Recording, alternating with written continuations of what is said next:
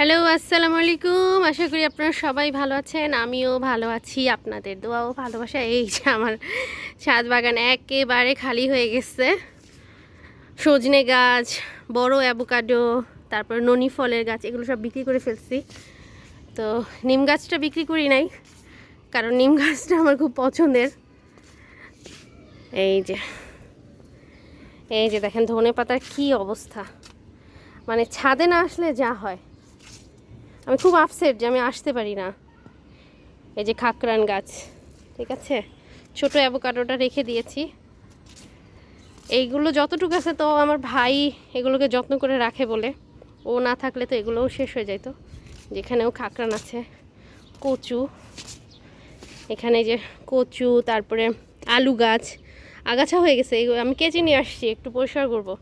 বাবুকে ঘুম পাড়ায় রেখে আসছি, জানি না কতক্ষণ থাকতে পারবো। এই যে করলা গাছ, আমার করলা গাছ কখনোই আমি লাগাই না, নিজেই সবজি বীজ থেকে যতটুকু হয়। কিন্তু এই করলা গাছটাতে এখনও কোনো সবজি হয় নাই, মানে এই হচ্ছে অবস্থা। হয়তো সার দেওয়া হয় না, তো এই জন্য। এখানে একটা শিম গাছ হয়েছে, এই শিম গাছে তো শিম হবেই না, তবুও জানি না কেন সাজ্জাদ এটাকে খুব যত্ন করে। আর এই যে শাক তুলে নিয়েছি, বললাম আগাছা পরিষ্কার করতে আসছি, কিন্তু শাক তুলেছি। পুঁই শাক, আলু শাক, এই যে, আর হচ্ছে একটু কলমি শাক। তো ভাবতেছি যে কচু শাক নিব কি না, নিলে তো নেওয়া উচিত, তাহলে একদম মানে খালি হয়ে যাবে। কিন্তু আমি এই যে করলা গাছটাকে এর আগে ছোটো দেখে গেছিলাম, এখন একটু বড় হয়েছে, কিন্তু কোনো করলার ফুল আসতেছে না। কিন্তু আমার করলার মানে খুব ভালো হয়, কিন্তু খুবই ভালো হয়, কিন্তু এটার কেন এরকম অবস্থা আমি জানি না।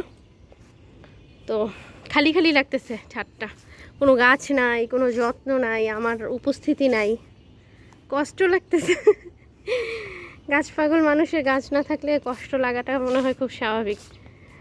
তো আমার বড় বড় গাছগুলো, আমার সজনে গাছটা খুব পছন্দের ছিল। তো যাই হোক, যাকে দিয়েছি উনিও খুব যত্ন করবে, এটাই হচ্ছে আশা। মালবেরি গাছটাও দিয়ে দিয়েছি। তো এই একটা গাছ রাখছি, যে স্মৃতি। জানি ভবিষ্যতে এটাও রাখতে পারবো না, আমার ফ্ল্যাট হয়ে গেলে ওখানে গাছটা লাগাই দিয়ে যেতে পারবো। সবাই তো নিম গাছ পছন্দ করে, নিম গাছের পাতা সবাই মানে প্রয়োজন হয়, তাই এই গাছটা রাখছি। আর বাকিগুলো তো সবজি টবজি গাছ। ওই ওই ওই এই গাছটাও যারা চিনে তারা তো অবশ্যই রাখবে, এটা তো সবাই জানে। অ্যাভোকাডো ফল সবাই, সবাই বলতে মানে যারা বুঝে, যারা খায়, সবাই তো মানে অ্যাভোকাডো চেনে না, কারণ এটা তো দেশের বাইরের ফল। তো এইটাও রেখেছি, বড়টা দিয়ে দিয়েছি, ছোটোটা রাখছি। এই তো দেখছেন কি অবস্থা, দেখলে খুব মায়া লাগে, তাই না? দেখেন ধনে পাতা কিন্তু আছে, প্রচুর ধনে পাতা আছে। এই যে না খাওয়ার কারণে একদম সোজা আজকে নিয়ে যাব, আর এগুলো কেটে দিয়ে যাব। সজনে পাতা দিয়ে দিছি, একটা ঢাল রেখে দিছি, দেখি ঢালটা হয় কি না, যদি হয় আর কি। তো আজকে এই পর্যন্তই, একটু আগাছা পরিষ্কার করে আবার চলে যাব, বাবু ঘুমাচ্ছে। আপনারা সবাই ভালো থাকবেন, দোয়া করবেন আমাদের জন্য। আল্লাহ হাফেজ।